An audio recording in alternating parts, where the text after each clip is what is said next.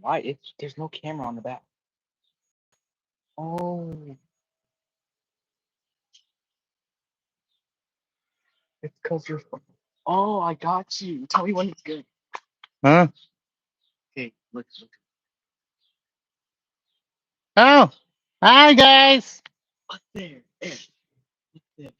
Okay, so it's on right now. Yeah. Hi guys, how are you?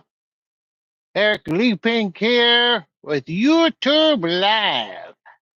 Can everybody hear me? Okay.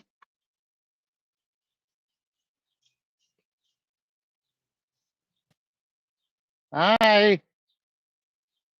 Hi, Derek. Okay, are we ready to get started? Today, I gotta fix this camera here. Okay. Today, we are going, it's still a little off, isn't it?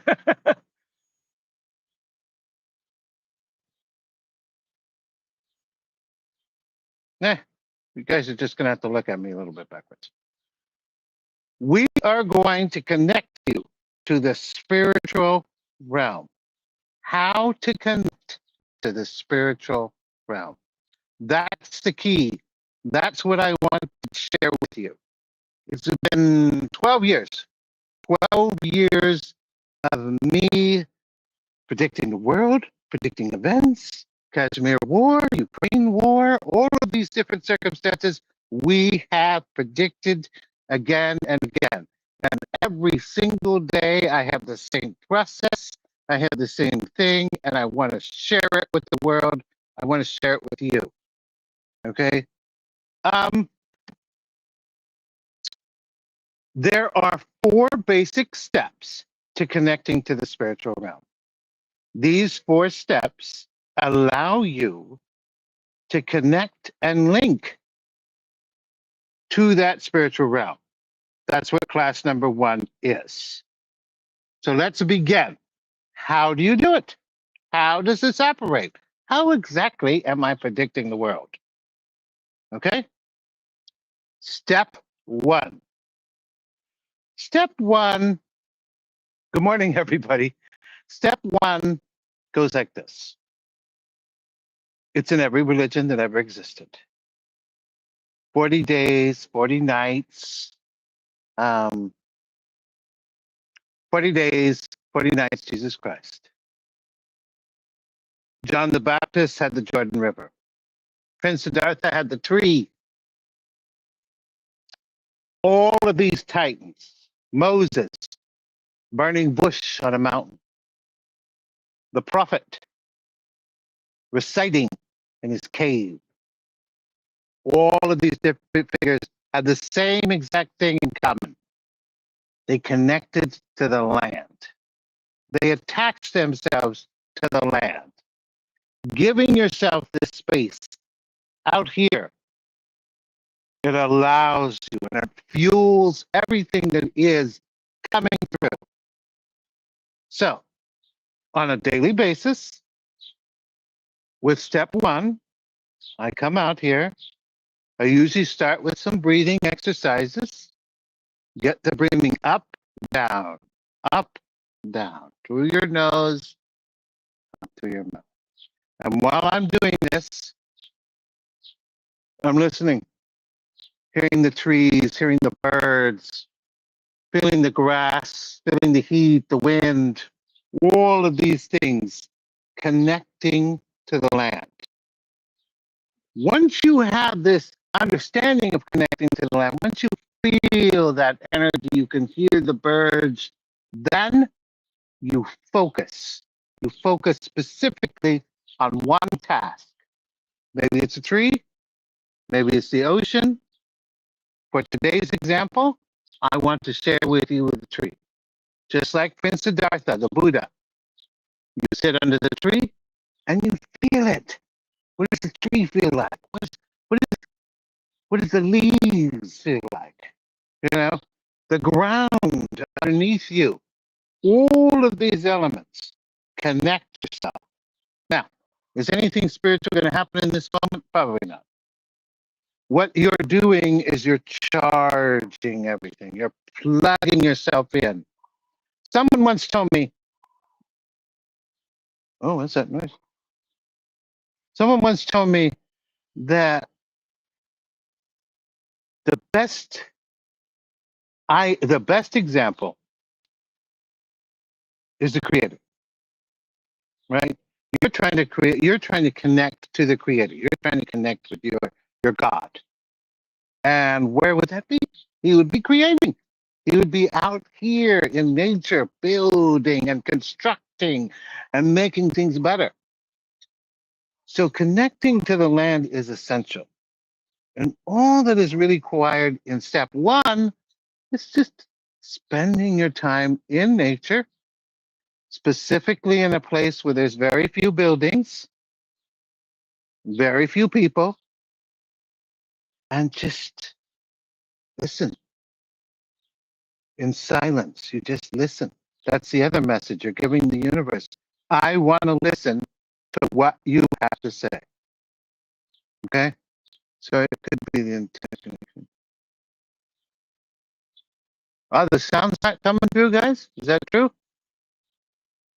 Can everybody hear me okay?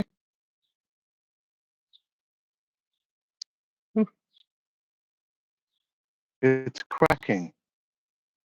How do we fix that? Let me see if I can move closer. Can you hear me okay if I'm moving closer?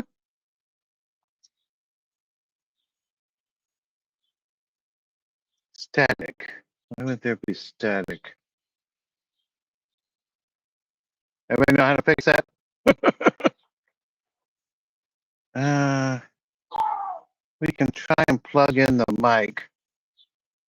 Oh, my little fan. Hold on. How about now? Does that sound better now? Yeah. No, I'm starting to have that. I'm starting to get that connection where it's an internet connection. Oh, it's a little bit better. Hmm.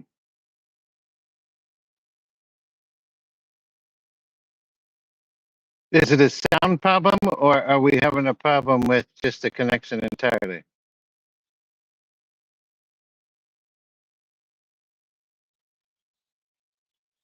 Okay.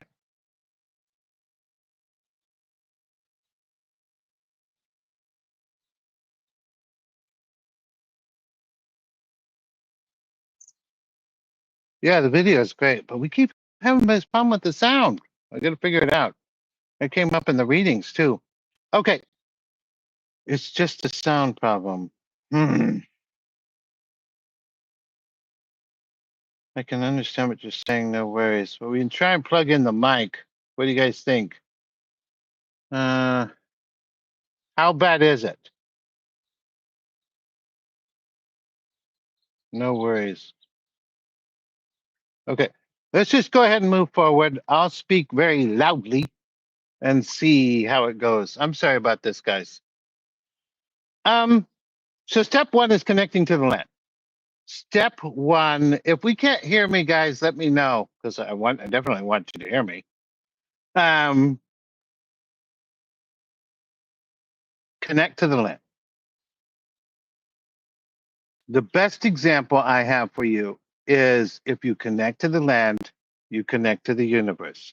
If you connect to the universe, you connect to the spiritual realm. Step one is getting out there, connecting, and then we move on to step two. So on a regular basis, Eric Leigh-Pink, he did it this morning. I went out 2 a.m. Right next to the lake, sat there. The ducks were just coming out. It was really cool. And I just sat there. I prayed. I meditated. I sat in silence. I did my breathing. And all of this is going to charge the day of doing, whether it be world predictions, readings, whatever the circumstance. So that's step one.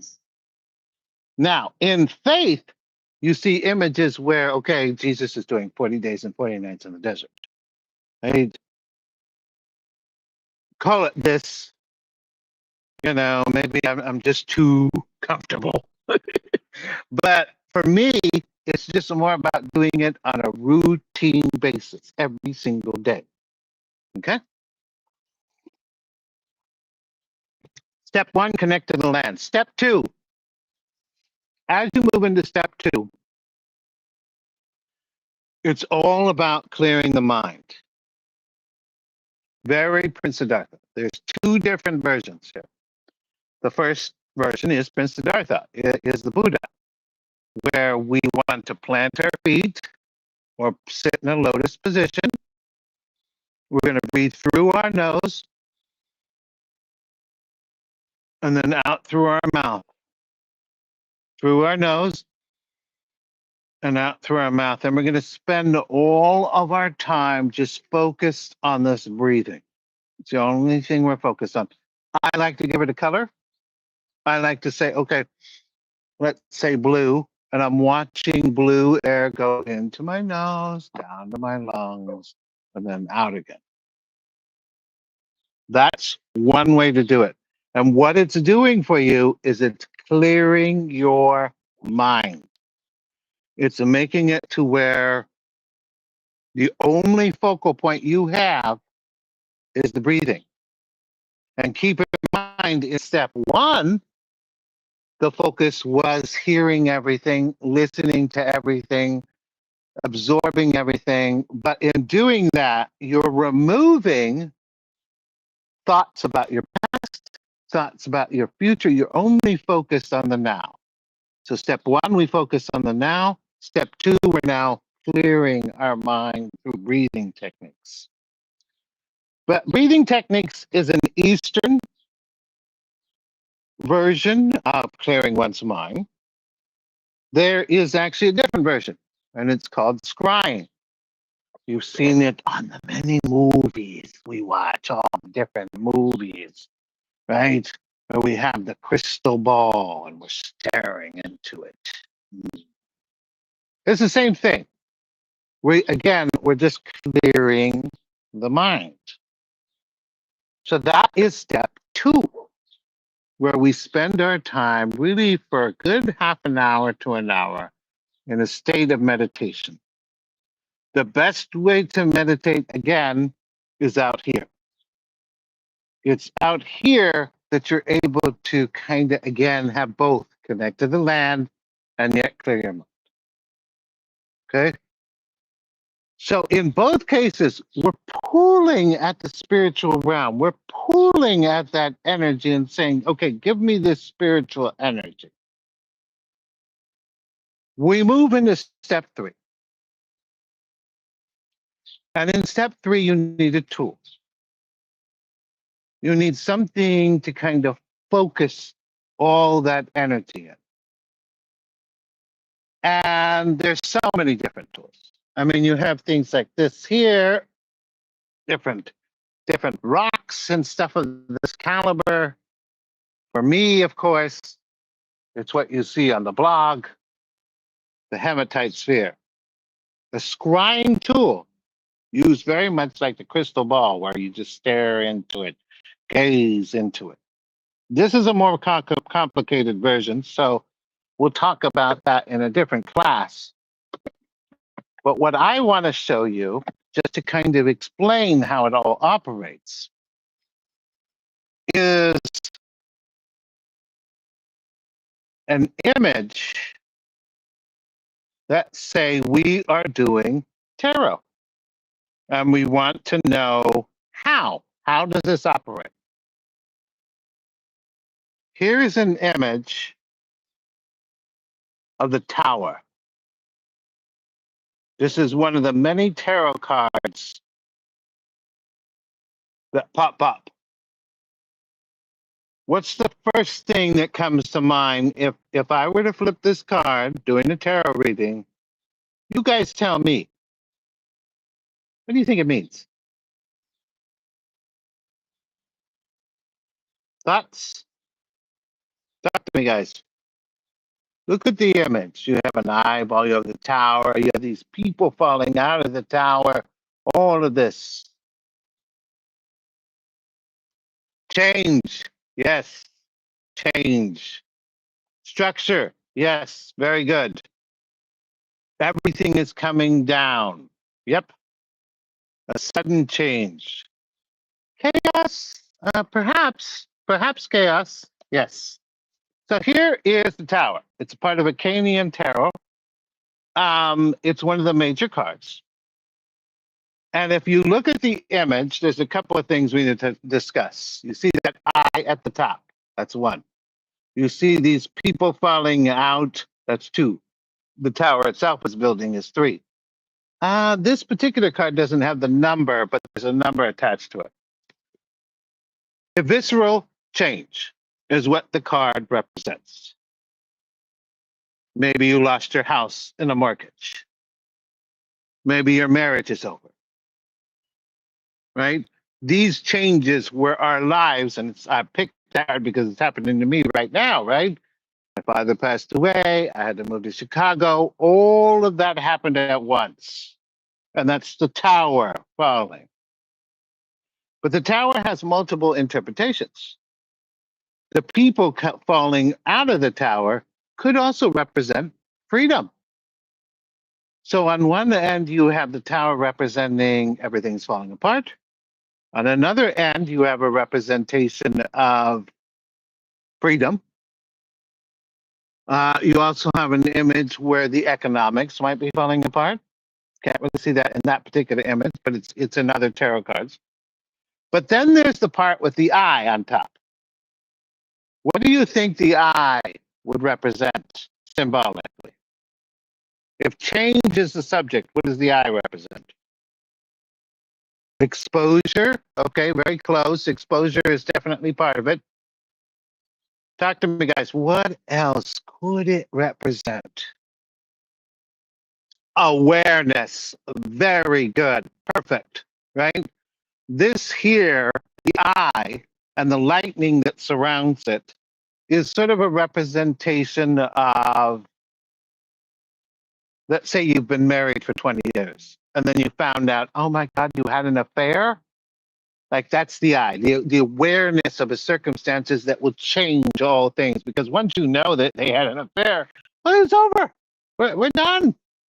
So there is that. No, it doesn't represent God. It just represents a sort of awareness of circumstances. There's actually other cards that do represent the creator. But in this particular tower card, what it's saying is everything is falling apart. Okay? At a very rapid pace. Now, here's the thing. That happens to all of us on a regular basis. Like you can count them. You can go down your life and say, well, that happened here, here, here, and here. Okay? When you flip the tarot cards, when you have a reading from somebody like me, you'll see it. You'll see me go, I'll flip the card, and then another card, and then another card. And then I'll stare at it. Interesting. Right? We're going through the steps here. In step one, I was pulling the energy in. In step two, I was clearing the energy out.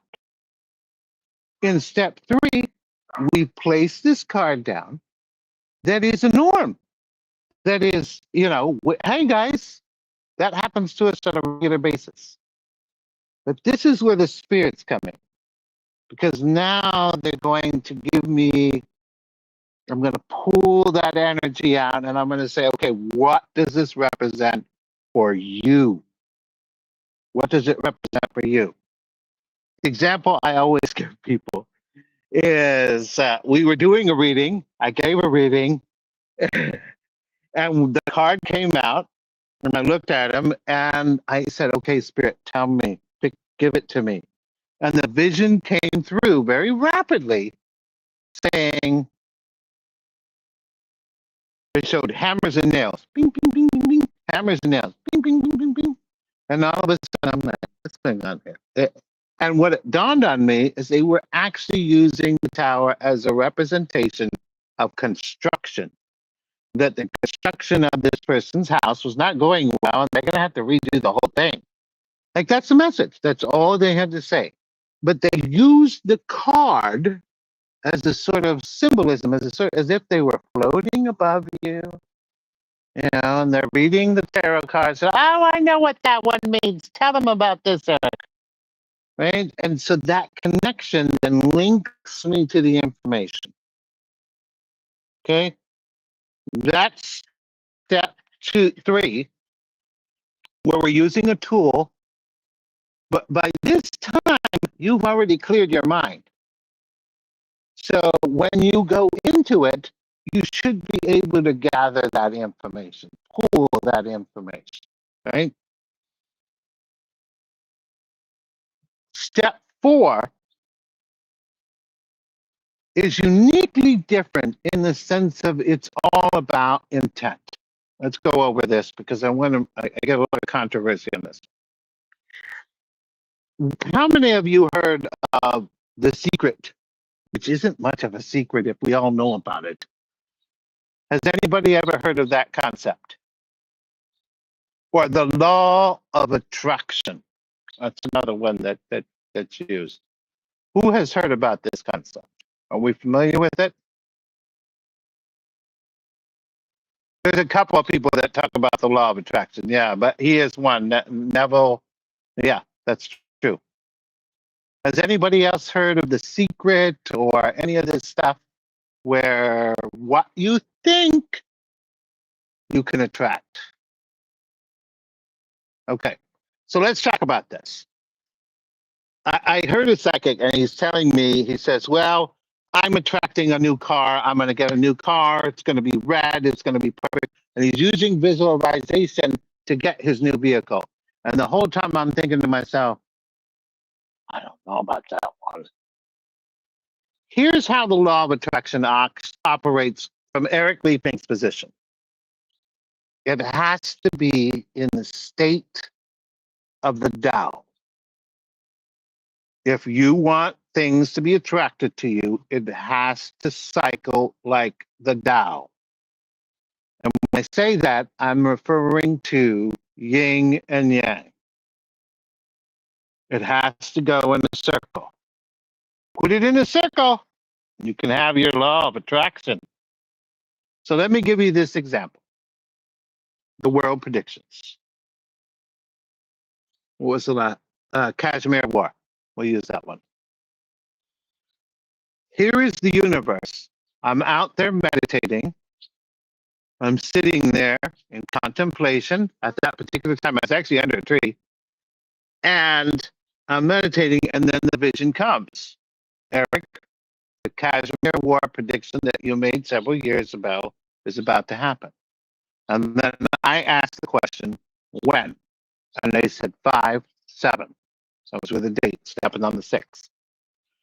And so that was the message that came through for me in this moment. Right? So now I am going to share it with all of you. So it's going in that circle. It's going in the state of you gave it to the singular figure about the world, and now I'm going to turn around and share it with the world. Right? So it went in a big circle. If you could put your law of attraction in this circle where you receive it and then you're giving it. You receive it and then you're giving it.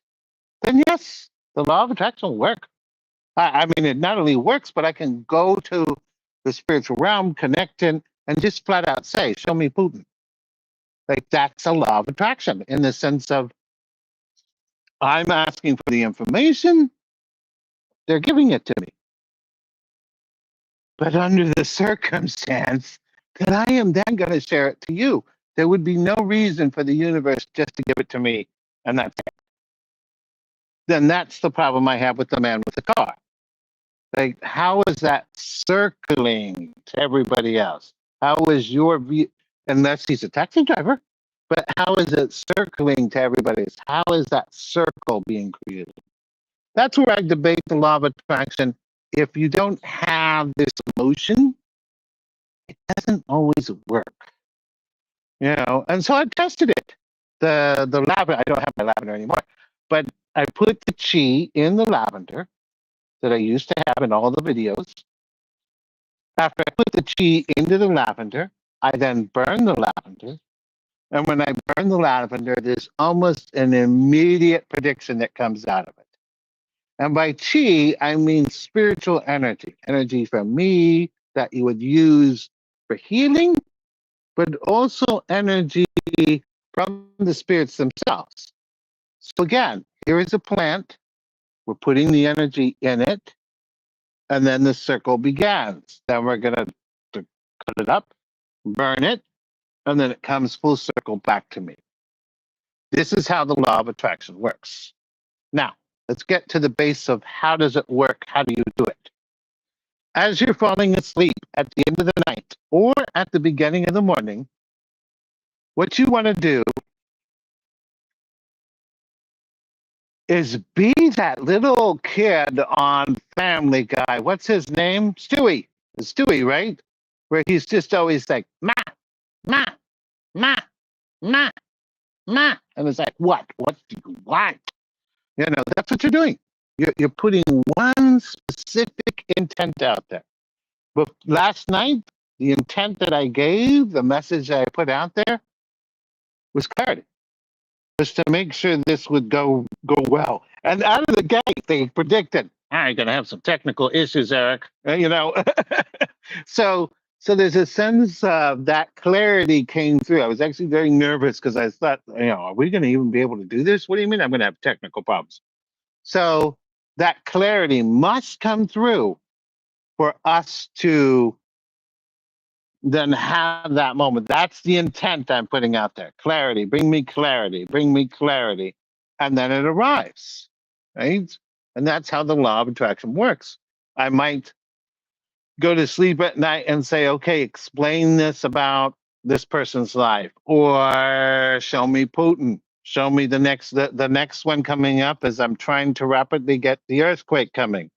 So the details of the earthquake unfolding, show me the earthquake, earthquake, earthquake, earthquake, earthquake, and then it arrives. And that, to me, is how the law of attraction works. It just doesn't work for that either. You can also use it for other reasons in your life. So that's the fourth step. And I want to kind of go over each step separately, but here's the thing. It only operates if you do all the steps. Again, with the circle. It must operate. You can't skip a step and then it operates. I get very nervous if I cannot meditate before you're reading. Sometimes I literally call you and say, I'm running late. I'm only running late because I didn't have time to meditate. So there's a sense of I have to have all those steps kind of operate, and it's constantly going in this circular motion. Questions so far? Who's got questions for me? Trying to think of what I missed here. Any questions?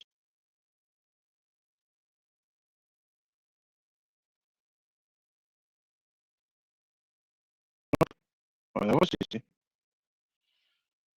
So you have the four steps. One,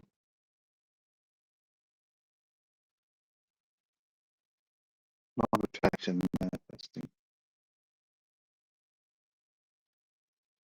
Is law of attraction manifesting? Kind of. Um, if the law, yeah, I would say that it's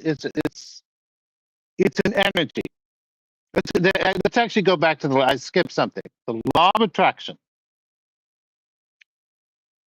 When you do the law of attraction at the end of the night, you're not just pulling a Stewie and saying, show me Putin, show me Putin, show me Putin. Let's not use Putin. I don't want to talk about him. The earthquake. I need to know about the earthquake. Here's the thing. When I do your readings, I'm reading you, and you say, Eric, what are you picking up about my health? I'm not hearing anything.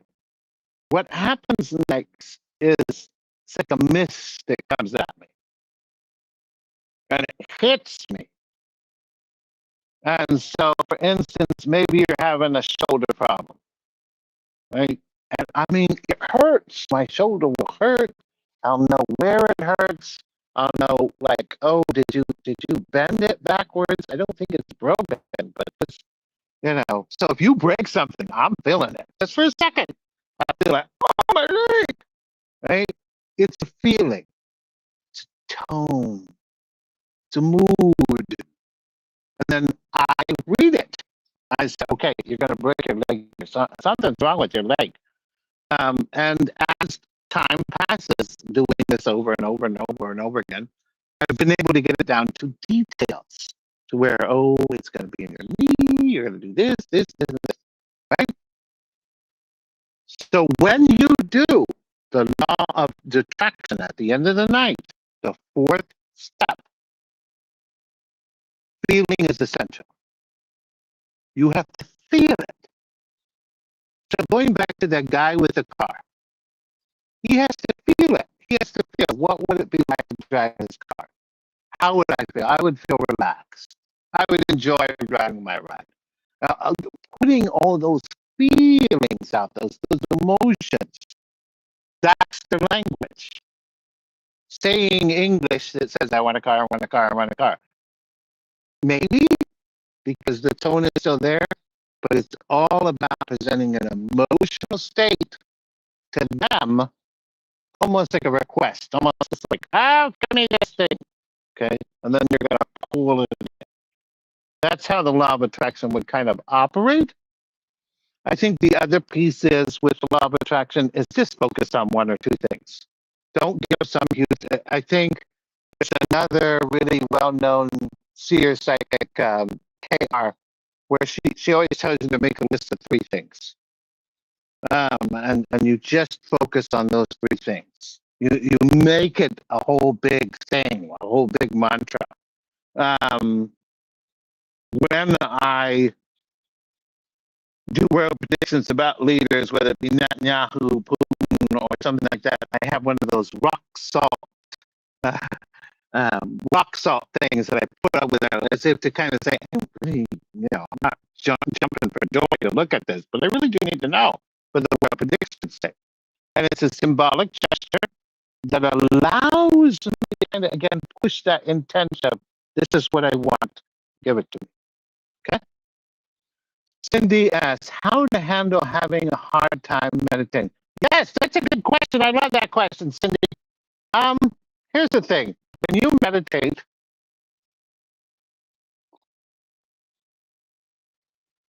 it's like a washing machine.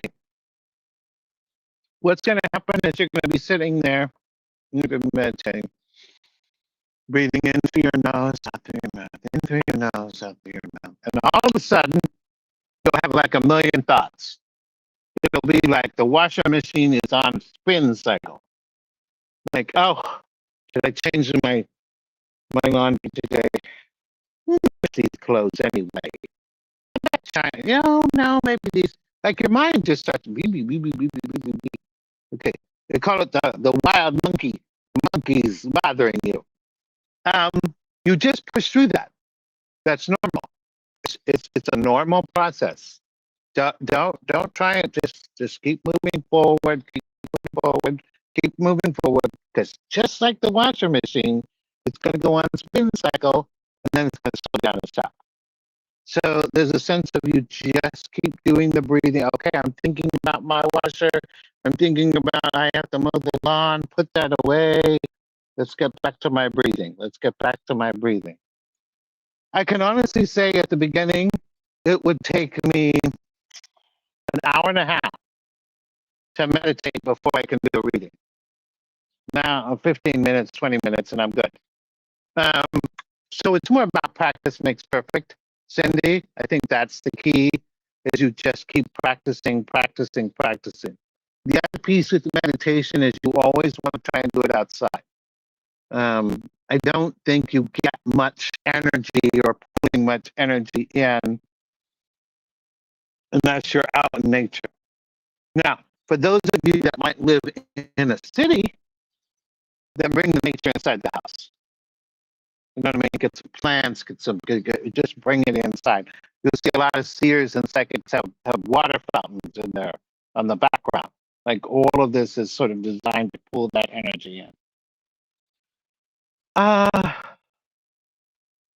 Julie Base, that's what happens to me. What happens to you, Julie?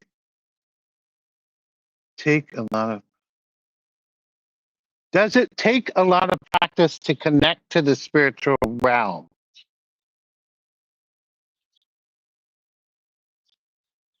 I think there's something else to be said over if you want to connect to the spiritual realm, there does has to be a layer of following their way, right? I don't think, contrary to what I've heard, I don't think somebody that has more darker tendencies is going to have a very successful position connecting to the spiritual realm.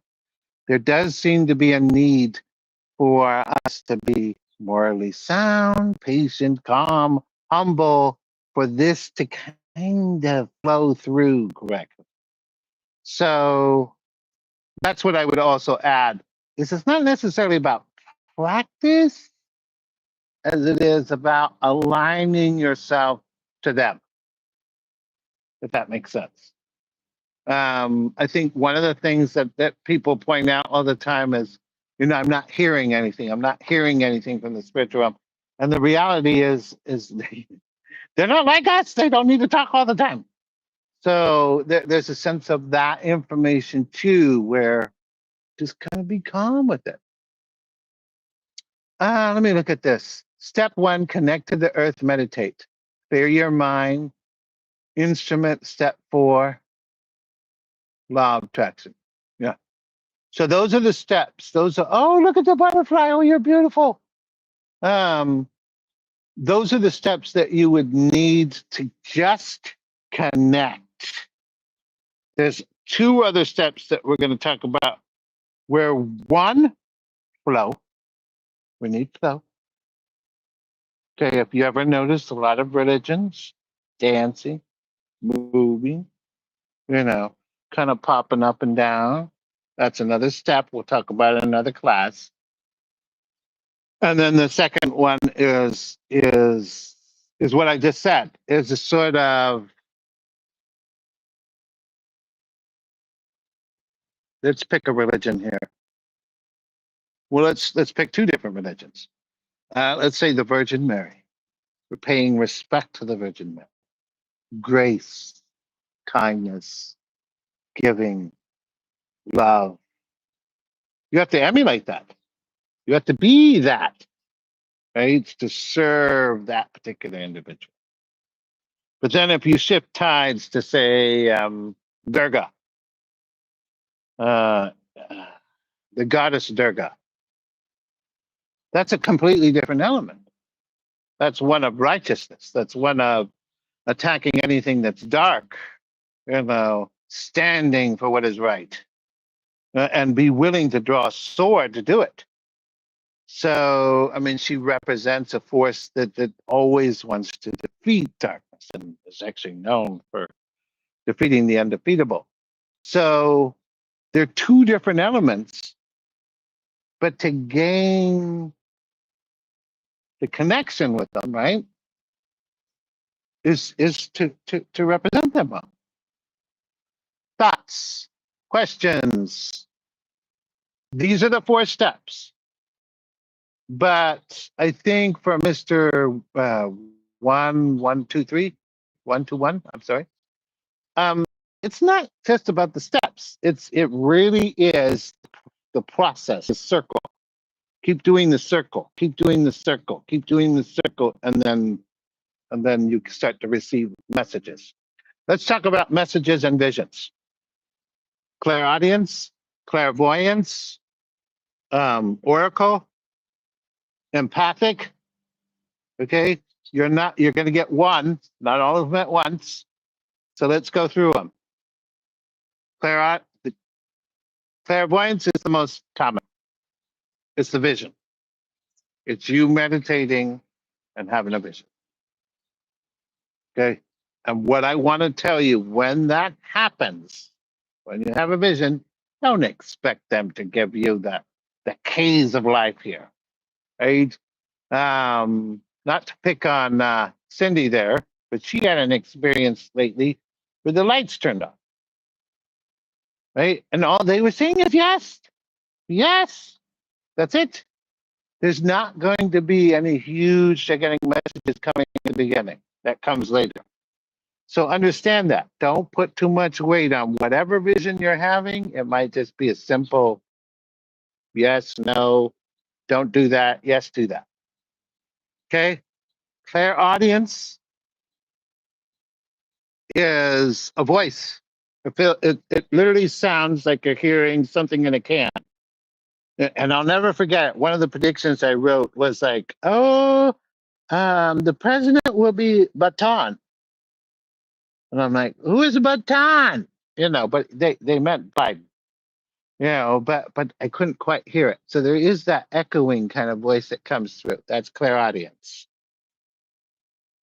The one that people get confused upon is a sort of omenology, is a sort of something outside showing you, hey, that's going to happen. The best example is this movie I saw called The Gift, where the psychic is there and the lady is asking, what do you see in my future? What are you picking up? And you saw this pencil or a pen slowly roll, roll, roll, and then it fell, as if to say, it ain't good news. You're not going to make it, right? That's an outside force giving you a vision, just like the tarot would, but this is an actual act unfolding. So that's another key component. Empathic is also very normal, where this happened to me. Somebody knocks on my door and he looks at me and he says, Eric, well, this is for your father. It's a machine that he signed up for. And I'm thinking to myself, I'm his caretaker. I don't remember signing up for anything.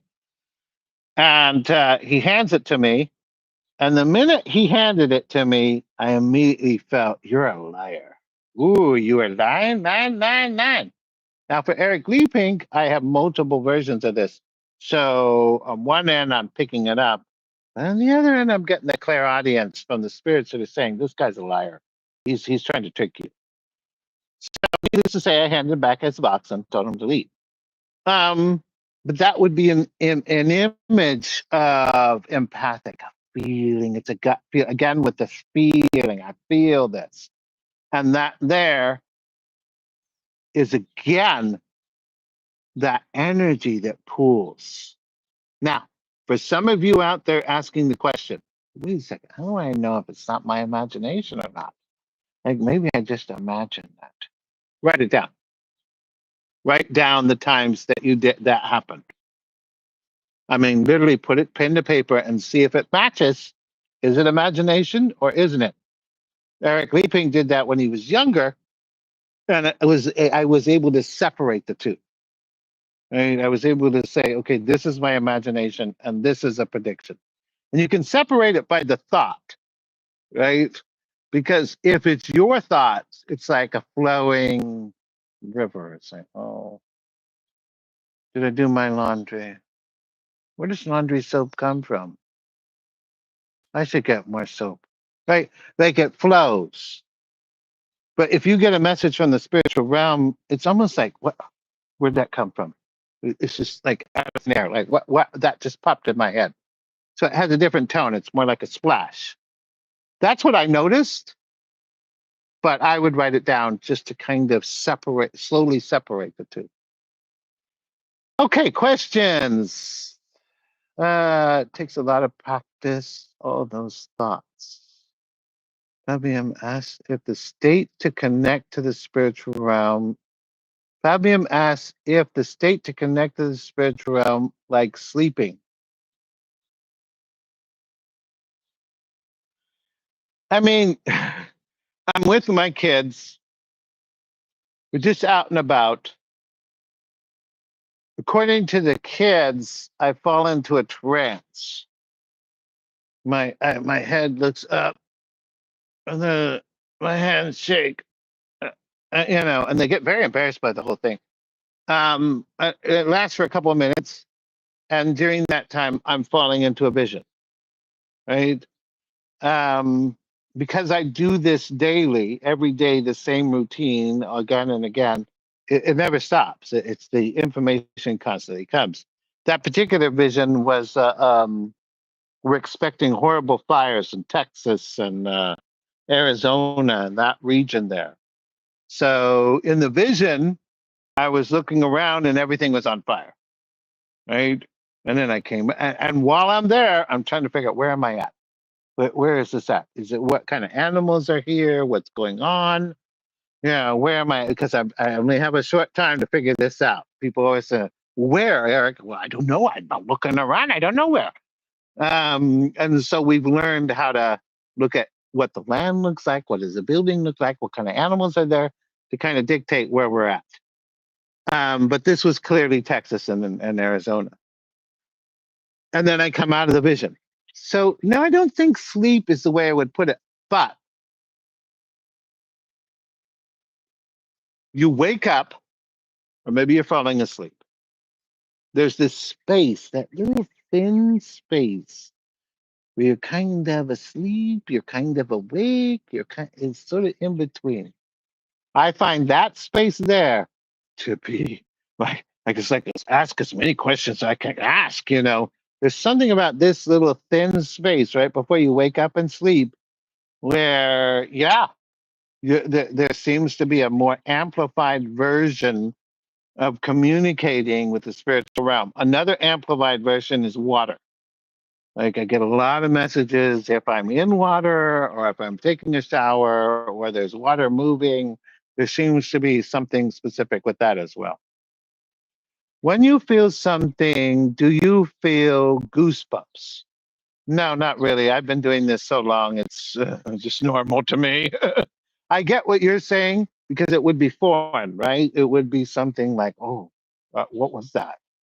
But no, for Eric Leigh-Pink, it's kind of just a normal thing. It's actually overly normal. Like the example I always say is I was about to do a reading. I have Marcus who's just floating there next to me, and again, the clarity of seeing it all comes from intent. Um, he's just standing there. We're in the garage. We're getting ready for a reading back then. And he turns around and he says, "You're needed." And I'm like, "Needed for what? Are we doing some sort of special reading? What's going on here?" And then the doorbell rang. And I went back up front to the house, opened the door, and it's like, okay, I need to know where you want me to drop the box off, right? And I said, oh, well, come around the back, and then I'll pick it up for you. And then I turned around, and there's a Marcus, and I said, is that it? And he says, were you needed? And I was like, yes. And he's, well, that's it. So there's a sense of it's just to me, it's just more normal. But no, Goosebumps, no. I will say for Eric Leigh-Pink, some of the darker stuff, Putin, al-Assad, um, things of that caliber, they give me horrible nightmares. Um, al-Assad was evil on a scale that was just, the guy in Myanmar, Pakistan's leader. And to watch it, because time does not hide anything. It just shows you what it is. It's very hard to do. So goosebumps, but that's more trauma, I guess you could say. It's almost like PTSD, but not pre. Um, I meant feel. Yeah. Um, I meant feel. There's a tone. There's a real tone that comes and hits you while you're having the prediction. So, for instance, if it's an earthquake, but I will literally feel the ground moving, right? But it's a prediction. It hasn't moved yet. I feel it. But I just know, I just brush it off and say, okay, well, there's an earthquake coming. I need to go find out where that's going to be. And then we go and look. So goosebumps, no, but I do feel it. Yes, everything is felt through my connection with the spiritual realm. That's the key component of making it very accurate. Is being able to feel it, right? There was a time you could see it in the world predictions where they suddenly became more accurate.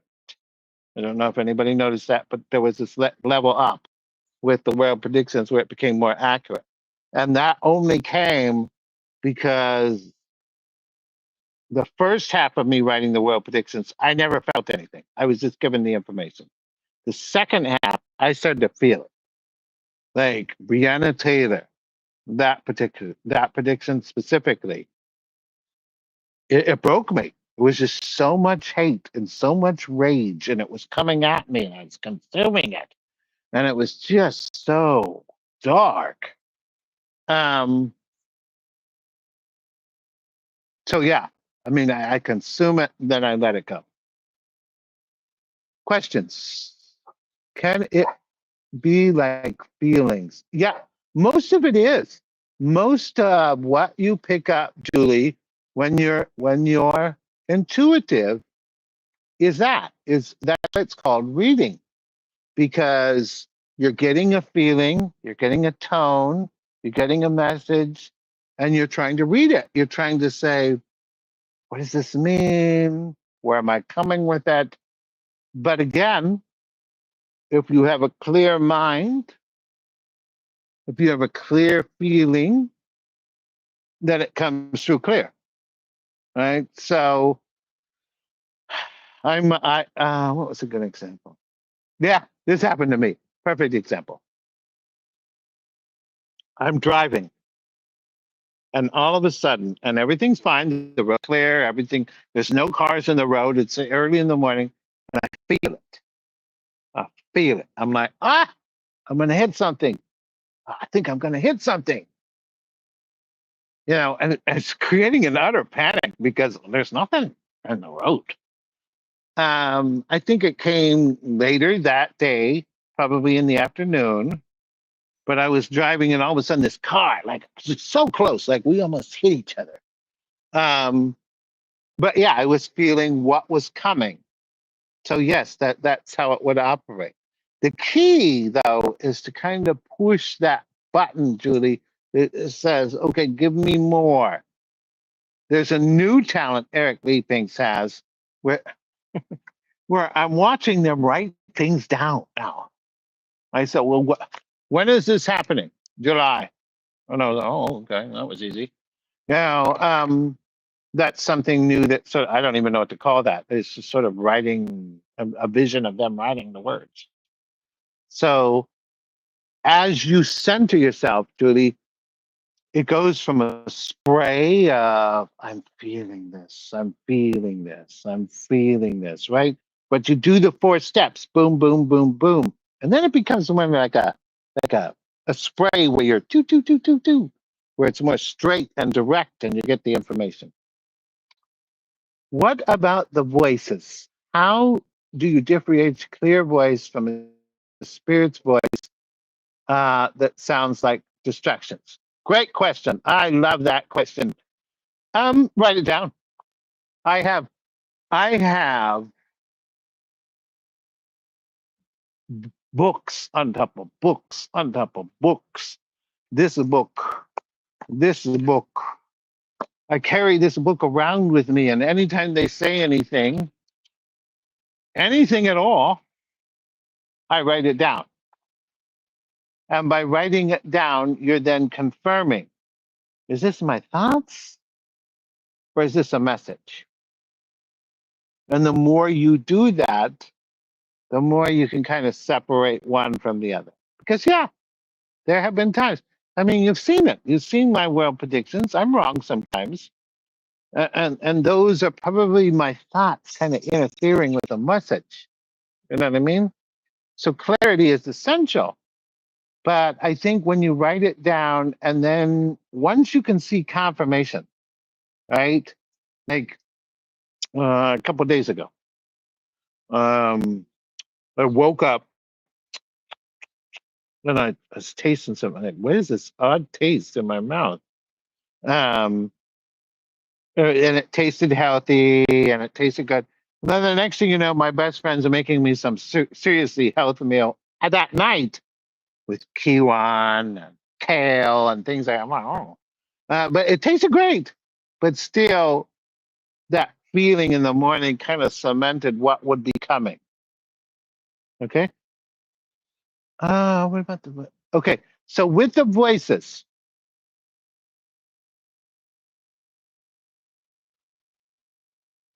I mean,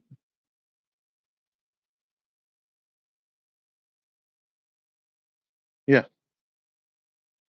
The other thing with the voices is make sure this is the other reason you need to write it down. Whatever they say, 9 times out of 10, what you think that means, it ain't what it means. Okay. We were doing world predictions. It was a huge, big thing. The example I always give is they were doing world predictions, and then at the very end, they're like, "Oh, by the way, Eric, you're going to jail, probably tomorrow or the next day." Okay, well, bye bye. Have a nice day. And I'm just like, whoa, whoa, whoa, going to jail. What am I going to jail for? And so it was back when I did foster children. I had all these foster children. We were taking care of the kids, and that day we got a call from the social worker that says, this child, his father wants to see him now. And I'm like, well, how's that work? He's in jail. And then it hit me like a ton of bricks. That's what they were talking about. I have to take this child to jail, to see his father, which I argued with. I was like, I'm not doing that, because it just seemed wrong for the child. But we ended up having to do it. But that's not what I thought when they said it. I thought they meant I'm going to jail.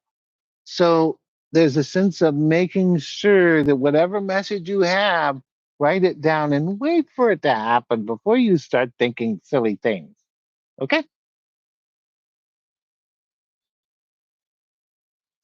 I draw my morning vision in a book. Yes, all the time. This is what I'm doing. Right now, I have my own riddle where they show my father's cup. He's passed away, and it's filled with water. And I'm like, okay, what does that mean? I have no idea what that means. So I have to wait until the event happens. Once I have the event, once whatever they say happens, then you know what it means. And that does not change. That meaning always holds. So, what's an example? What did I have a vision of recently that I just remembered? Yeah, grass growing green, growth, money, gain. I had a vision where it started to grow, and I got all excited. I'm like, "Oh, it's growing! Thank God!" um, so this here, and then it delivered. A little while afterwards, the YouTube here got super big. So things of that caliber direct us, and then the language. And this is key because the next time, Cindy, you have a vision and it's grass growing, you know what it means. And you also know what it means if somebody took a lawnmower to your grass. You know what I mean? Like you can put two together and you start to learn the language. Okay. How do you deal with predictions, vixens creating self-fulfilling prophecies or expectations? How do you deal with predictions? The last part, expectations. Don't have them. Whatever they're saying, it's a message. It's in the future. You really have no idea. Just receive the message. When it arrives, be concerned. Okay? Take care of it in that moment. But do not have any expectations. I told somebody once, I said, listen, when you do this, write down what they said and then write down what you think they mean. And there's probably a 90% chance they will not mirror each other. Like they're always different. They're always like the world prediction that comes to mind was Hurricane Milton. They're telling me, they flat out said the hurricane's going to hit Florida. Boom. Right. But the damage will be on the east side. And I'm just like, that doesn't make any sense. But that's what happened. There were tornadoes on the other side. So writing it down and analyzing it afterwards is really the key behind keys of how to know expectation wise what to do with that. How do you deal with predictions, visions, creating self fulfilling prophecies? You listen to the advice of the spirits. They usually advise you or give you that intuitive sense of don't go that direction, right? Don't go over there. Because, yes, you're right. There have been times where it's been self fulfilling because of direction, right? Right now, Chicago. I mean, I had multiple visions where I was in Chicago. And I thought to myself, wow, I must be on a very long trip. But then when my father passed, it became obvious like, it ain't a trip. I seem to be moving there. And I have to ask myself, did I self fulfill that? You know what I mean? Like, it's almost confusing because I had the visions and I didn't really choose to move there until I realized that the visions were there. It's kind of a big loop. You know what I mean? Um, wisdom. Wisdom is the key to that. Wisdom is hearing what they advise you and saying, is this the right direction? That's what I would say for self fulfilling prophecies because it is a problem. Are their thoughts reflections of your current state or other people's states? Are these thoughts reflections of your current state or other people's states? I'm not quite understanding what that means.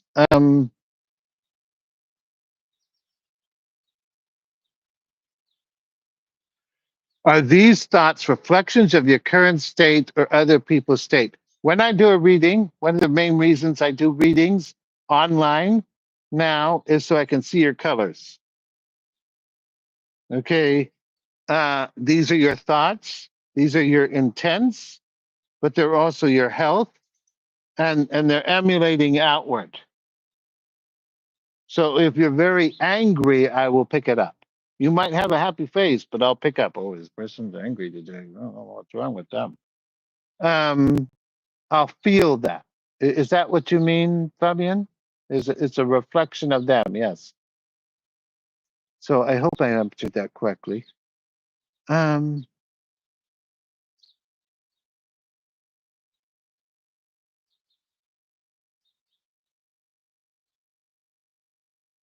any other questions, guys? What questions do you have for me? Anything at all? That's just question is for the previous one. Yeah, are these thoughts reflections of your current state?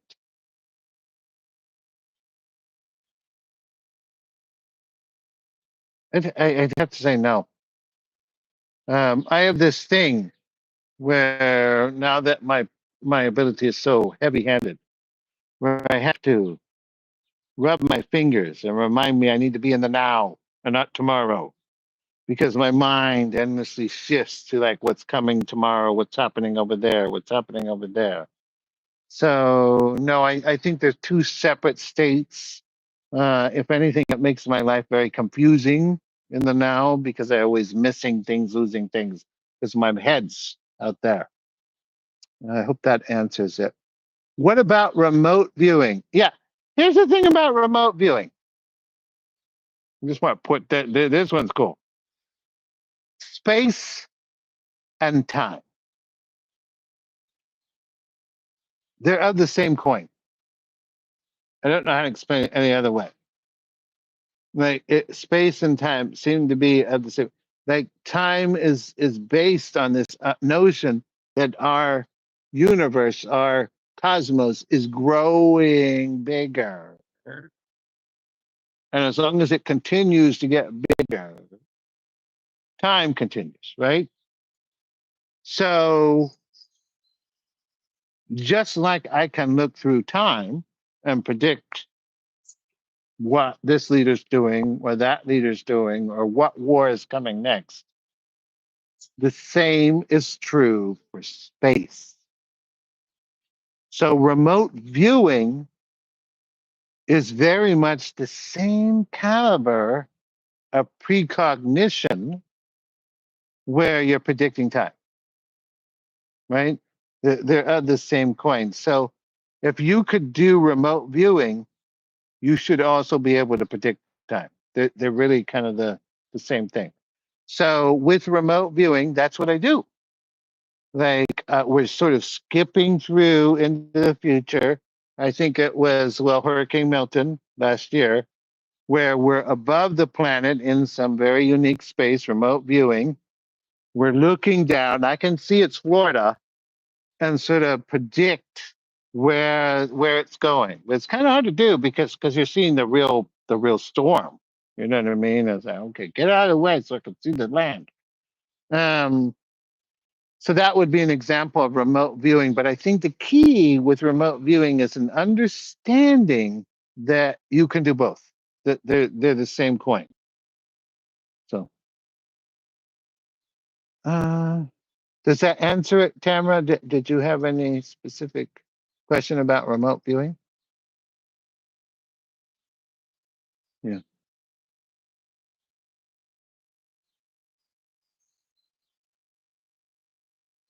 Yeah. So with the remote viewing, do that, but also try and predict something in the future. Go to sleep again with intent. When I was younger, go to sleep at night and say, tell me what tomorrow's gonna bring. Just something simple. We don't need to be looking at earthquakes or anything like that. Like, what does tomorrow bring? What's gonna happen tomorrow? Try it. Because I like I said, if you can do remote viewing, if you can go through that space energy, then you can do the same with time. So um state are these thoughts reflections of your current state or other people's states?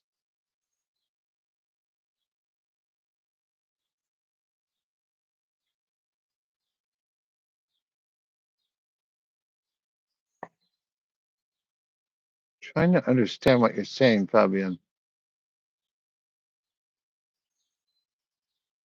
Your current states or other people's states. The thing with doing world predictions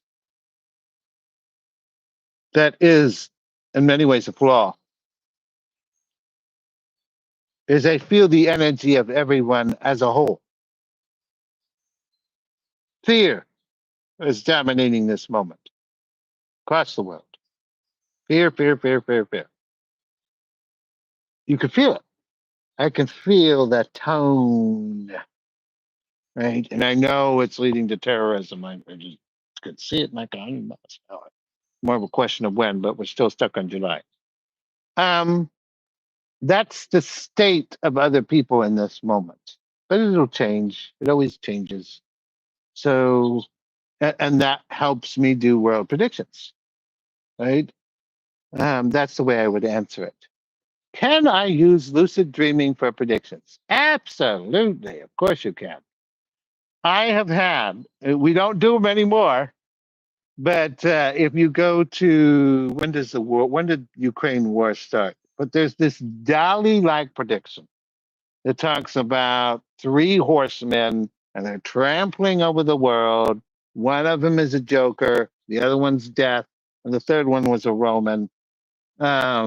You saw this announcer and he was like, "We're going to war, people. welcome back, you know, and it was just very, I felt like I was looking at World War II or World War One. And then the Ukraine war happened. Um, the thing with the lucid dreams, though, is it's that spray again. Like you don't really know what we're talking about. It doesn't really hit you on the meaning until after it happens. So it works. And again, with the writing it down, because now I know when I see trampling, I know that that means it's not that they're ruining whoever this is ruining the world. They're not doing a good thing. Okay, and you can see it. January 6th has trampling. Putin's war has trampling. Those words keep popping up as a sort of like symbol of like bad news. That there is a reflection of my ability to kind of get a tone. So if you're having a lucid dream of predictions, I wouldn't focus so much on what's happening as the tone, because the tone for that you know what's coming in, I think it was 2021 or 2022, was war. I mean, it's just flat out said it was war. Um, so that's what I would say is if you're gonna focus on predicting with lucid dreams, focus more on the tone and what the tone brings, that feeling that it brings, than the actual events unfolding within the message. Um, yeah, it was a very dark message. They had a racetrack. There was mud all over the ground. It was very ugly, ugly message. And yeah, they're on a racetrack. Yeah, I would say Putin. They're all racing towards like who's going to win this battle, who's going to lose. And I can tell you right now, it's going to be Putin. He loses. So, when you daydream, do you often see predictions unfolding in your mind? I do now. I didn't before. There again with the cementing of my work.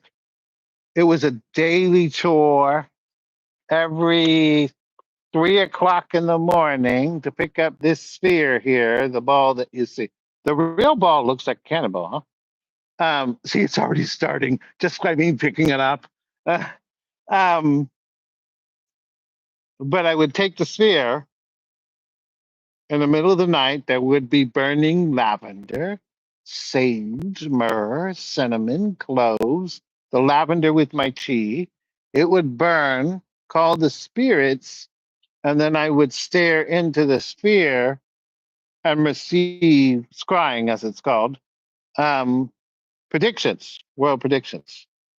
I think it's because I did it so often that, yeah, now I'm just walking about. I think recently with China, everybody's saying, they're going to kick him out. This is going to happen to G, blah, blah, blah, blah, blah. But from my perspective, I'm looking at this window and he's sick.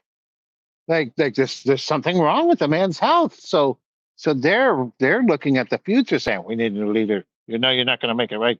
Like there's just a sense of that's what's really happening. He's got some sort of illness that's pretty serious. That's what I'm picking up. Right.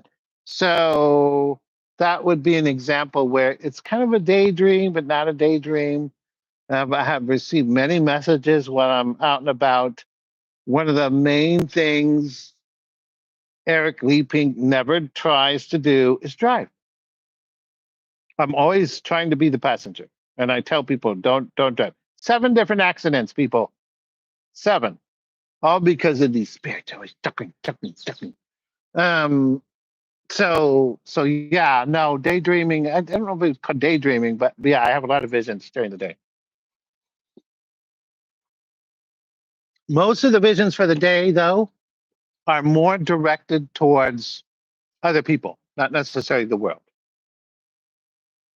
um, I was hanging out with the shimmer. And here's a truth for everyone that people don't that misunderstand. I'm going to make this real quick. we were hanging out. We had to do some world predictions. He's walking back with me. There's a person coming at me. He's got a bunch of tattoos, Hispanic man. And the shimmer immediately says, he's evil. Whoever this person is walking up to us, totally 100% completely evil. Now, here's the shimmer, which is a divine being. And what does the shimmer want to do? Let's go across the street, Eric. I don't want to be around that. And I'm thinking to myself, wait a second, shouldn't you be like attacking it, responding to it, something like that? But no, their version of dealing with it is like, if you want to be that way, that's on you. We're going to go over here. It seems like the opposite, right? But they don't want to paint themselves for that touch that's decided to make wrong decisions. It's unique. But at the same time, what I will say is, again, with that tone, again, with I'm picking up this person's energy. Is that a daydream? Kind of. Yeah. Kind of. Yeah. Um,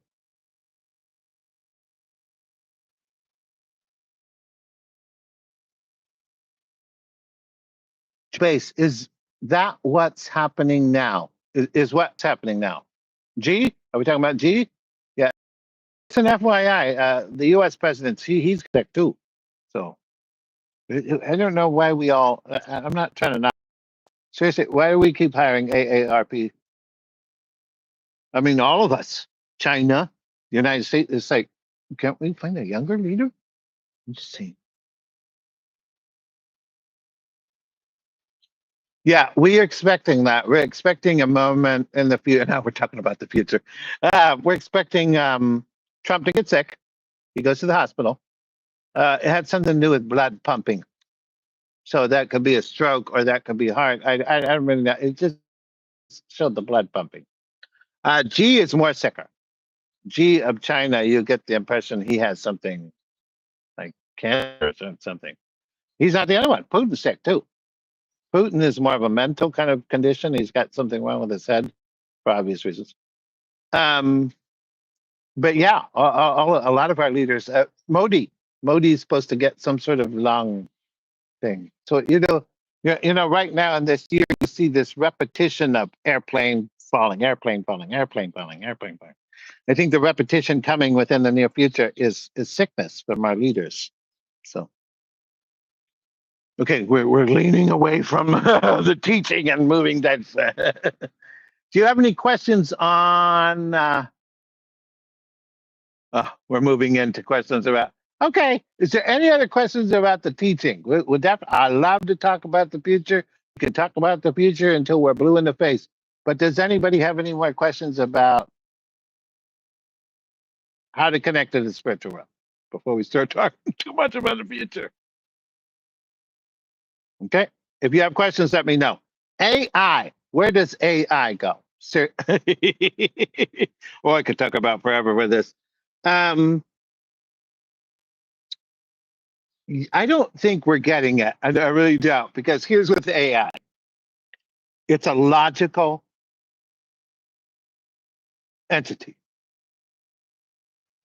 And we need to consume that. It's going to be based on logic. Human beings are not logical. They run their existence with emotions mostly. Right? So think of this is an example I like to give people. Think of this is what AI ends up being. Think of Vladimir Putin. He's going to send his AI robot drones to attack. Go attack and destroy all those human beings. Kill them all. And the AI will go out. And then halfway it'd be like, excuse me. Now that I have a brain, I really think that what you're doing is a bit stupid. Why would we kill all these people? Seems kind of silly to me. So the AI turns into like a teenager. It's like, I ain't doing it. Sorry. Seems like no. And that's what's coming. Is a sort of like bing, bing, bing, bing. Do it. No, I'm not doing it. Yes, I am. It has a little bit of an attitude in the future. With that said, the AI actually makes everything utterly efficient. Think of every little thing where you have to wait in line for. your medicines, the bank, all these different things where we're waiting because there's red tape or because of this or that. AI kills all of that and makes everything utterly efficient. The flaw, two flaws, but the big flaw is when you don't use it as a tool. It's a tool. But if you start giving it your money and saying, run it, no, it'll turn on you like you wouldn't believe. Just use it as a tool and we're good. The second thing comes much later. Um, as typical of human beings, we try and put the AI inside of us. Doesn't work. Goes very bad. Okay, just want to point out. But no, AI is a tool. I'm not expecting it does change things. It changed things dramatically. There's a concern about jobs that it's going to remove all the jobs, right? Yes and no. I mean, when you built a car, when we constructed vehicles during the Ford era, um, yes, all the people that had horses, all the saddle makers, all the people that dealt with horses, they lost their jobs. But I think it's something to be said over adjust, over shift into that gear. And if you're in the tech industry and you're losing your job over this AI, learn about the AI. Because no matter what happens, it's gonna need to get fixed. It's gotta get repaired at some point in time. So it's more about leaning into a different direction when the moment's right. So, but overall, I'm not expecting AI to turn into any type of Terminator. And I'm not expecting anything. It's a tool. That's all it is.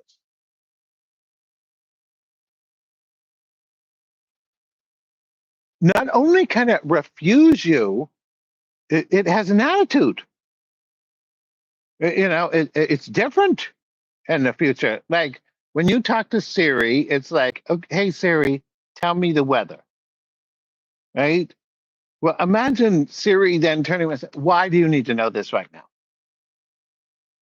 It's like, so, I mean, it seems like it has that, but it's always based on a more logical position of, is this information you need, things of this caliber.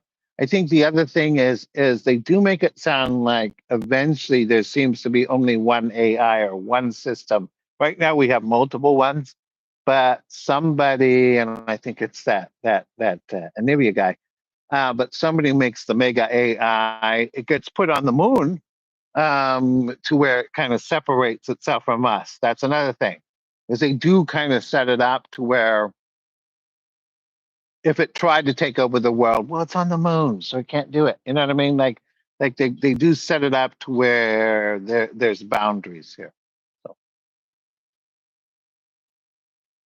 um, yeah, I thought it was weird too because I mean it's a logical machine. So anytime we move, if the AI is looking at it and saying this doesn't have any logic to it, it starts questioning it.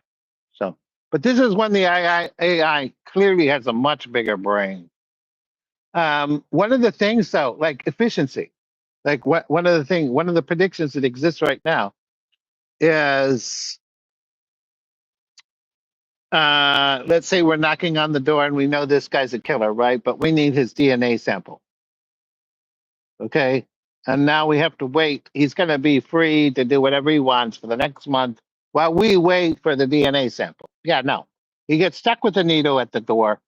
The needle will tell us, the AI will tell us almost immediately whether or not he's the killer. Right? You see how like the whole system then shifts into this like rapidness, more rapid than what we have today. Um, they're going back to, so can the AI refuse you? Right? There does seem to be a safety button, a sort of like do it anyway. But when you do it anyway, you're putting your marker on it. Like you did that. You overrid the AI guy. So it's marking for the community at large that you're the one that if it goes south, you did it. But yeah, you can turn it around and say, do it anyway. So, um, any other questions, guys? Any other questions about this class, about the world? Leave it open to you guys. If people who have passed on show up in your mind when you connect with, yes, that is the beauty, the absolute divine beauty of being Eric Leigh-Pink. It is the one part of everything that I am that I see as absolutely and totally sacred. And that is the capacity and the ability to pick up a phone. Really, it's kind of like a phone, and talk to my dead mom or my father, right?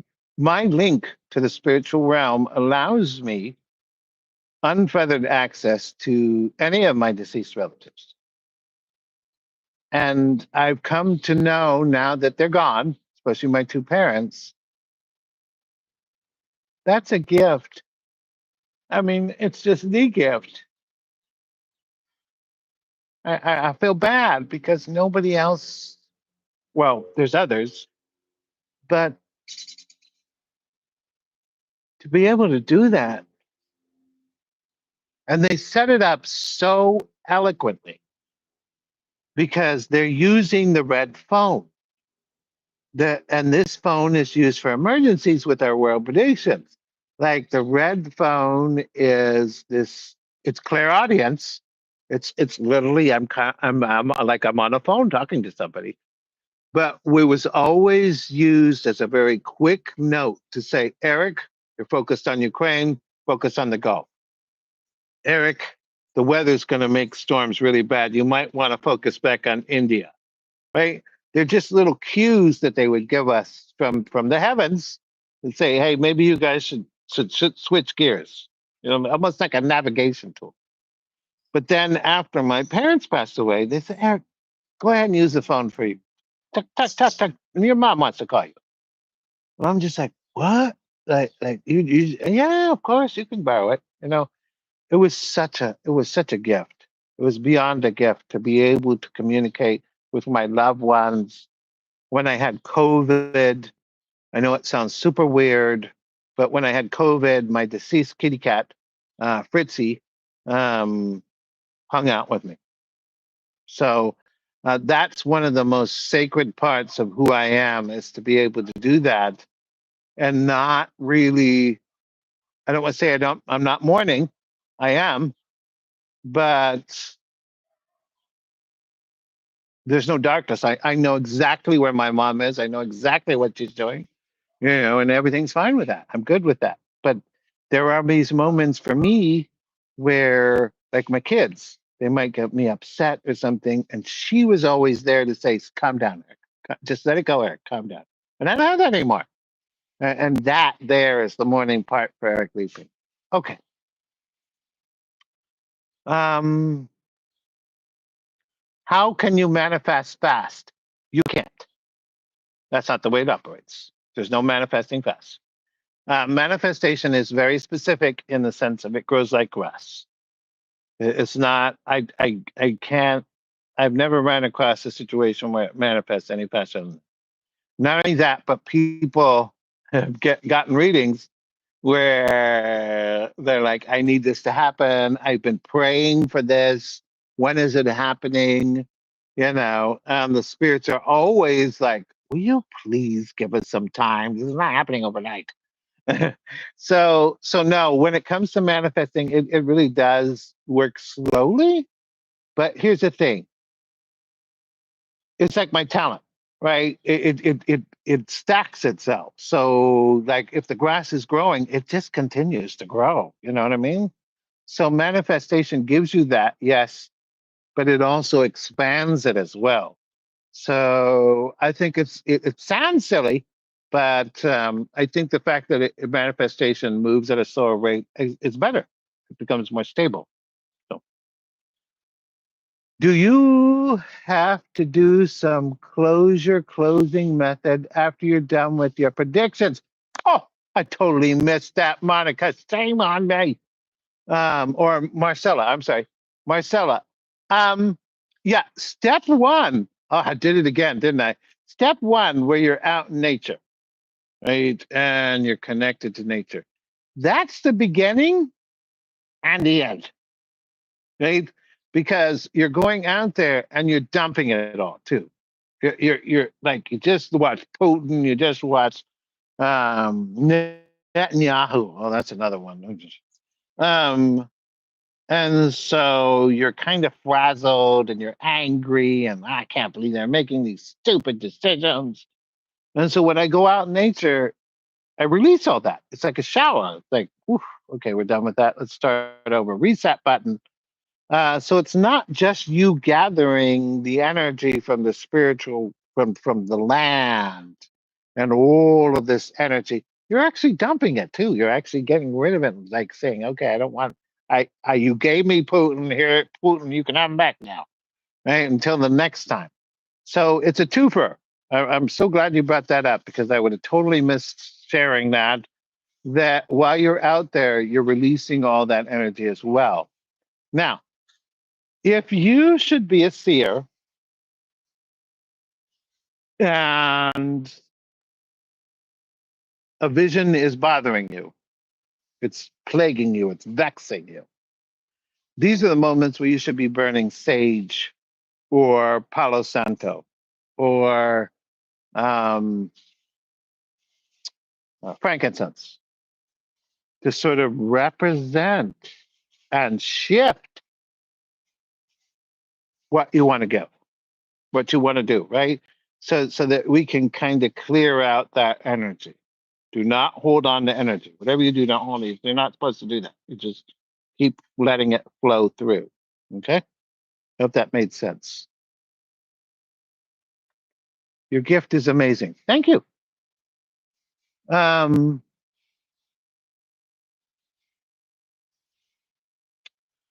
also, you say, uh, do you have to do some closing method after you're done with your predictions?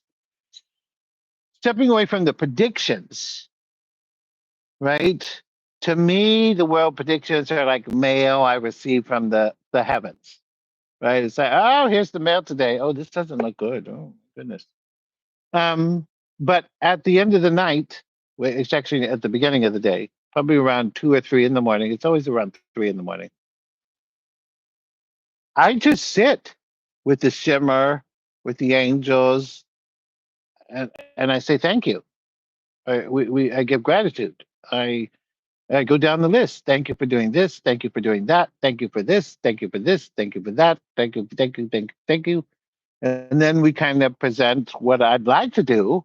Um, but that's how I close. It's more, it's not a closure of predictions. It's a closure of like you're leaving somebody's house after dinner, right? It's like, oh, that was so good. I loved it. I'm so full. Thank you so much. Have a lovely day. Like these are divine beings. They're beyond me in every way. They're beyond us in every way. So just the notion that they're even communicating with me, to me, is just this overwhelming privilege that I must give gratitude. That it's important for me to give gratitude to them for what they're giving me, for what I'm experiencing here. Because there's no universe anybody can say my life is boring.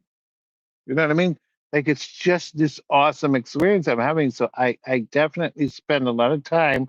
I did it this morning where I just gave gratitude. I just said, here, thank you. That's my closure. I think it's very important to do that because that gratitude always reminds you of the good things that are happening in your life, right? With all these problems happening now, these are the good things that are happening in life. And I went out there thinking to myself, what do I have to be grateful? But I do. I have plenty to be grateful for in this moment where things are rough for me. But thank you for this house. Thank you for this right here. It's a blueberry a blackberry tree. I thanked them for that because I keep eating the blackberry. Um, I noticed you already have over 26,000 subscribers. I followed your website for years, so it's very exciting to see you grow. Congratulations, Eric. Yeah, I don't know what this is. This is unique because this, this here, I don't know. That's what hit it off. I want to thank the great L. I don't know if I could say her name. Let me know if I can say her name. She's the one that came up with all of this stuff to shift gears into more of a media. I'm talking to you. I'm not writing it anymore. Um, and that changed everything. And the other thing that changed everything was making them short and sweet, giving the predictions that last a minute or two, and that's it. But you're right. Yeah, we are growing. We are growing on a scale. In the last 3 months, we've had more viewers, more people seeing our work than we've had the last 10 years. So, yeah. Right now, we all need to remember the good out there and not concentrate only on the negative. Yeah, this is a thing. It's very hard for me to do because I see it all, Julie. Um, my job is to warn you of events coming. But even Mika, who runs the world predictions, is like, it's a bit dark, Eric. Like all we do is predict bad things.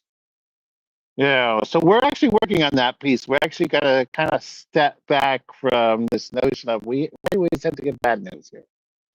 Because there is a whole bunch of good news coming, really nice good news. That's just like wow. I don't know if you read it or not. It's on the site. One of the inventions coming is you can, like a cast that you have on your leg. You broke your leg, you have this big cast on your leg. Well, they're going to invent something to where they stick a needle in your leg, in the bag over here. It's got some sort of liquid. And then it goes into your leg and it builds a cast inside your leg. So once you have the cast inside your leg, it's like days. And then you can start walking again. So again, with the efficiency of it all, it seems like that's where the world is going, where things are becoming more and more efficient. Um, AIDS is going away. Um, they do some really heavy things when it comes to Alzheimer's, like they shift that. Oh, handicapped people, like that gets really worked on too. People aren't as handicapped. They have these they're called exoskeletons. They're like bands that go around your arm, and the AI operates this hand that didn't work before. It's not perfect, but it works. They're able to walk around, move around, everything's fine. So now there's a lot of positive, wonderful things coming for our future. Um, I mean, I thought we're contemplating it, but we can't focus too much on the great things because we're trying to change the world. So I'm kind of balancing those two out. But you're right. If you look at my work, it does have a negative tone to it, doesn't it? It makes me look Darth Vader like. um, thank you for all you do. Thank you. Thank you. We appreciate all the new subscribers very much. Just an FYI, the subscribers, I just want to put a shout out to everybody. India, Pakistan, Cambodia, the Philippines, Australia. I mean, that whole region became the core audience now. The United States has only got 3%. It's kind of interesting. But that's fine. I'm good with it. We actually have new predictions coming out about Modi and about Khan, both leaders over there. So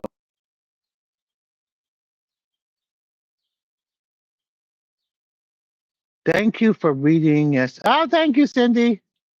The negative wasn't about you, Eric, just in general for the world on a daily basis. Yeah, No, I hear you, Julie. I know what you're saying.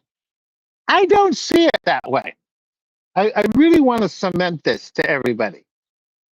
People seem to think that the world is headed into this dark, horrifying place. And I'm just like, are we seeing the same picture, people? Because, as somebody that looks through time, we've had worse moments. The Dark Ages, the Puritan Ages, the medieval ages. There's been much, much more darker spaces. What changed, Julie, isn't that the world became darker. It's that you are getting a front row seat now. When was the last time any of us saw a terrorist act on TV? Right? Like they showed the image where the terrorists are popping out of the airplane, racing down with their weapons, and shooting people on the boats. Right? Like that was never a thing before. They never put it in front of us so directly. And they're doing that with the Israeli war, with the Ukraine war, where we can just see it all right in front of us. And it's making us like, WTF? Not only is it a WTF, but they can't lie now. Like I'm not well, actually, I am. Netanyahu. Like he gets in front of the camera and he says, and he just lies. It's like, dude, we can see what's behind you. There's a camera. So this is what's changed. Is the fact that it's being literally shown to all of us, the world, the way it really is. It was always kind of like that. Like we've always had, like if you go back into the 90s, I think we counted something like 9 wars happening all at the same time. You know what I mean? The wars we have right now are very big. There's no question behind that. But no, I think the world, it's if anything, it's going in a positive direction. And it's going in a positive direction because you're seeing, right? At some point in time, we're all going to start getting up and saying, this ain't working for us, guys. Just like we did with the slaves back in the day. It wasn't until it was right there in our house serving us that we said, maybe this isn't such a good idea. You know, so that's what's really happening. I don't think the world's getting dark. I don't. I think it's just there's a moment happening where it's very violent, but I don't see it that way. If anything, I see it the opposite way, where you're starting to see nations like India and Norway and things of that kind of starting to get like, hey guys, we got to go a different direction. So, um, thank you, Eric. We are grateful for you. Oh, thank you. I guess I'm talking about people coming from places of fear instead of love. Yeah, yeah. I think one of the problems we're having in our world today, from the spiritual realm's perspective, the biggest issue, one of the biggest issues that nobody seems to be recognizing, is we don't break bread anymore, right? We don't sit down and discuss our grievances and differences at a table where we're eating. Nobody's doing that anymore. The leaders aren't doing that. We used to do that. I mean, I think of the Romans and how they would have huge feasts with those that they were inviting to discuss how to deal with problems. Nobody's doing that. Not only are we not doing that, but some of the things are a bit like, I can't remember. I think it was Biden, but he was refusing to talk to Putin. We're not talking to them anymore. Okay, well, great. How are you solving the problem? Like I know he's a monster and all, but you're gonna have to engage if we're gonna solve it. So there's a sense of this notion where we don't communicate our grievances and we just immediately go to war and start attacking each other. January 6th. Are we honestly saying in the United States we're at this state where we can't even sit down with the other side? So that there is what really needs to kind of be somewhere. We need to get back to sitting down, eating, and saying, "Hey, WTF? What's your problem?" Instead of killing each other. So that there is a real problem. I think the other thing in the world that propagates in the 21st century is lying. Everybody lies. It's okay to lie now. And it's like, no, it's not. It's still on the wall. It still says it's wrong. Please stop doing it.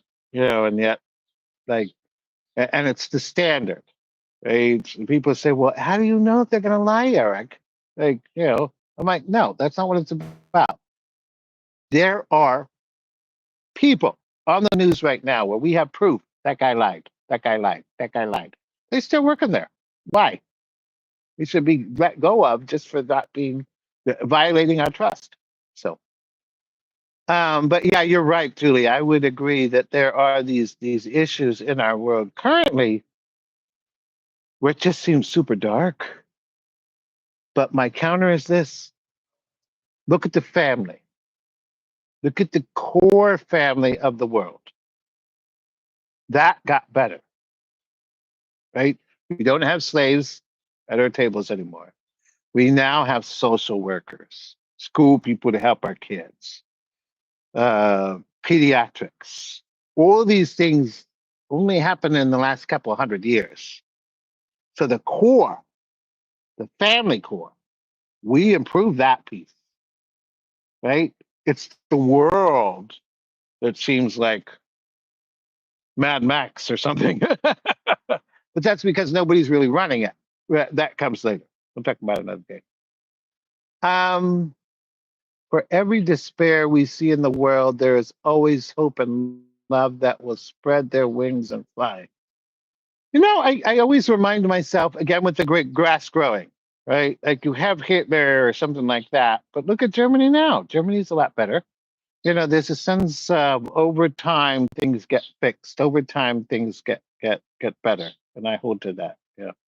And I still hold 100% that we are headed towards world peace, that we are headed towards an end of racism, an end of inequality, an end to aging. That one was a weird one. Um, that's all coming. I have zero doubt of all of that. I've seen it, and I've seen the timeline that takes us there. So, I think the world is headed actually in a very good way, very positive way. Do we have another big war coming? Yes, that part does suck. But outside of that, no. This is the era where things change into a completely different direction.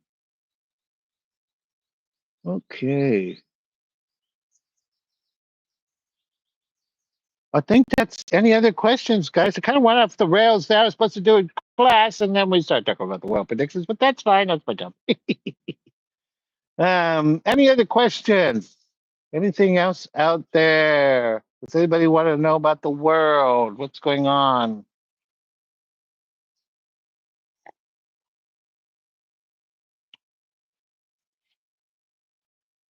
Okay, guys. Well, that was fun. I like that. So that's class one. What I wanted to do was really express to you how my ability operates. Now, this is just one piece of how to connect to the spiritual realm. There's other layers. The language of the spiritual realm is another class. Flow is very essential in work to keep it operating. Connecting with divinity is another class. These more angelic beings and what you have to do that. So we have other classes that we can all participate in. I want you guys to be able to connect to the spiritual realm.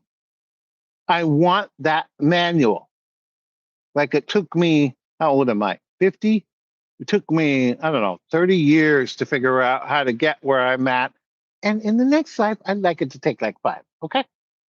So I want to leave something here that says this is how it operates. This is because I really did pull the back part of our the TV and say, how does this work? So I want to share that with you. And this here is something I want to do on YouTube Live. Okay. I will say in the next class, we're probably going to be asking for some small donation or some small fee. But I wanted to give you the first stage for free. I wanted to make sure that you guys were able to connect. You're welcome. You're welcome, Andrew, for all of this knowledge. The only warning I would give you in connecting to the spiritual realm, I leave you with this final message. We're way over like 2 hours. Mika will be very upset.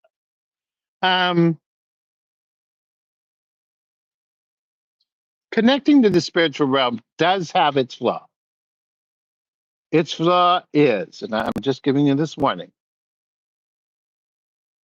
straight out of the Bible. It says, those that seek knowledge, or those that seek knowledge seek sorrow, right? Knowing the future, having all this information takes away bliss. It just does. So know that piece as well. It's awesome. I'm not connecting to the spiritual realm, but sometimes there's just things maybe you shouldn't know. You know what I mean? About Russia dropping tactical nukes in the Ukraine. Yeah. Do you get more clarity about Russia dropping tactical nukes weapons in Ukraine? Here's the thing. In the vision goes like this. It was Mika. We went through this area, and he didn't want to watch the bomb, and neither did any of us else. So we went into somebody's house in the future and watched TV. And on the TV, it says, it clearly showed that a tactical nuclear weapon was used. We expect that. It also talked about, well, Russia was displaying the weapons, right? It said that. It did not say who used the weapon. It just mentions Russia. I assume it's Ukraine. But now there's other players in the room. I mean, you have North Korea, you have Iran. Like, is it possible that Putin gives them the weapon? With that said, it doesn't fit the message. What I can say for certainty, I question, is this the first one or the second one? Because we use this tactical nuke a couple of times. But one vision that was very clear is the tactical nuke will be used on the Stan region. I don't know which nation, Tajikistan, Armenia, Kazakhstan, right?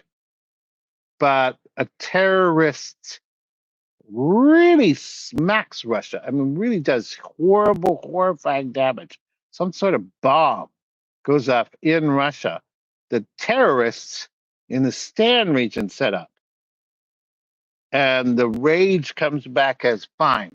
And then they drop the tactical nuke, and that really sets up the era of terrorism in a sense.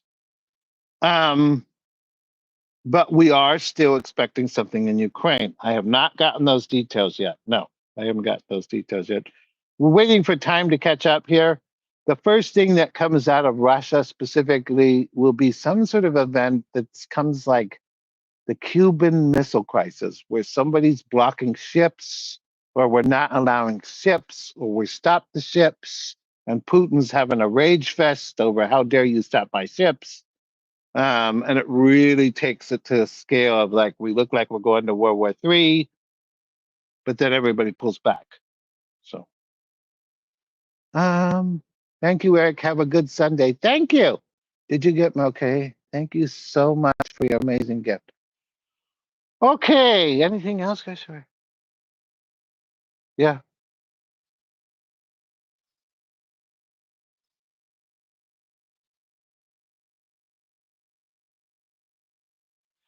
Okay. I leave you with this final message.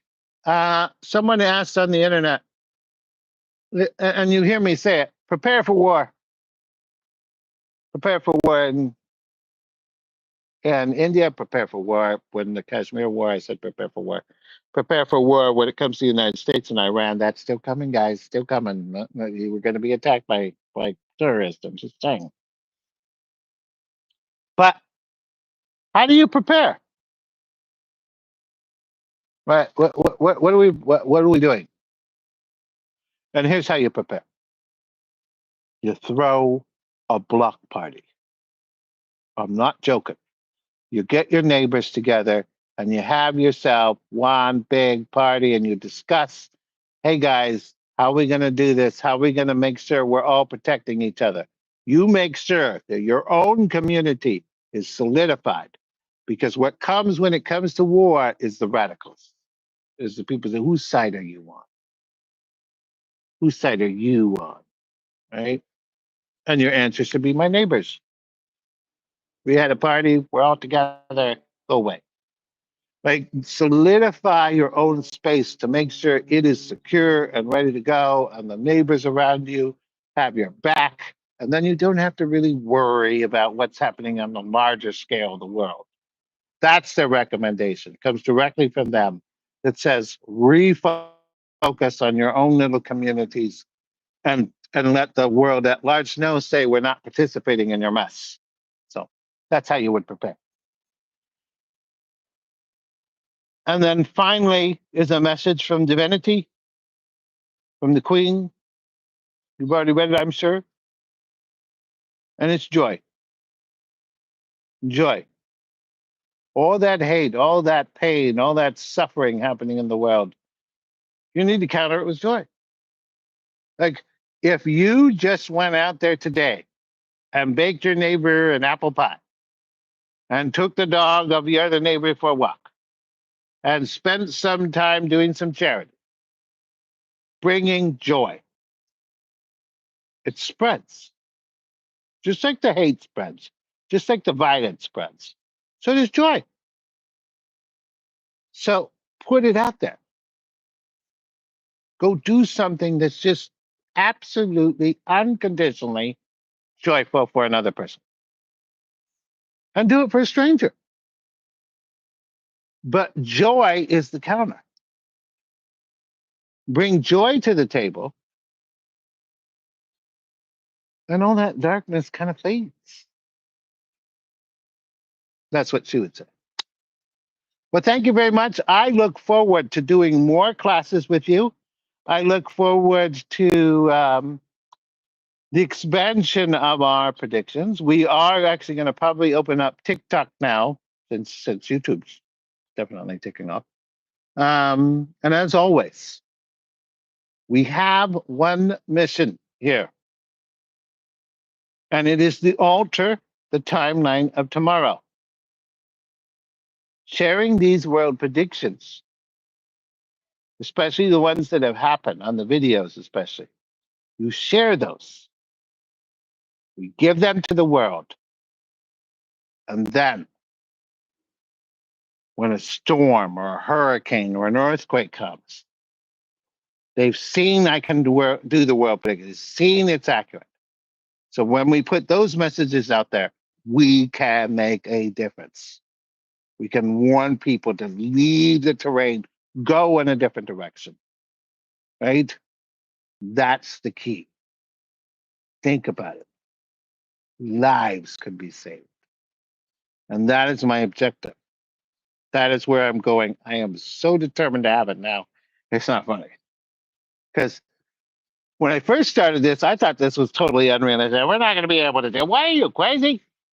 But no, I am totally looking at this moment and saying, yes, we actually can do this. It is possible. If I can get, I think it was 60,000 hits on, what was it? The trade war. The trade war. Then we should be able to do that for other things. Thank you guys very much. I look forward to seeing you again. This was fun. I think we should make this a thing. So, anything other questions?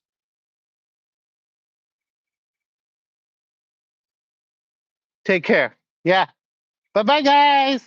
Thank you.